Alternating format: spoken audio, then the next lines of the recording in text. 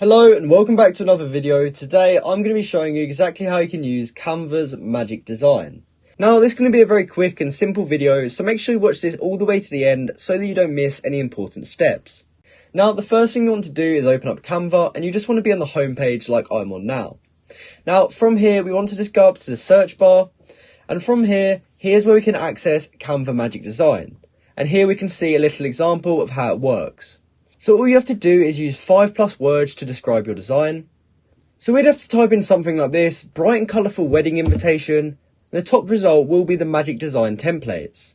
So they will take a few seconds to load because it's generating them now via AI. But as you can see, it has now generated all these templates and designs based off our prompt. Now these aren't the best looking designs in the world. I used quite a basic prompt, so it didn't really have much to work with. But of course, if you added more detail into your prompt, it's going to add more detail into the design that it ends up giving you. So I recommend you try this out for yourself and just try a whole bunch of different things to see what works and what doesn't. And all in all, this is going to save you a bunch of time because you no longer have to create designs like this. We can simply type in exactly what we want, and from there, it will create it all for us. So that's how you can use Canva's magic design. I hope you found this video helpful, and if you did, please comment down below to say this video helps you out, and like and subscribe for more content like this. Thanks for watching.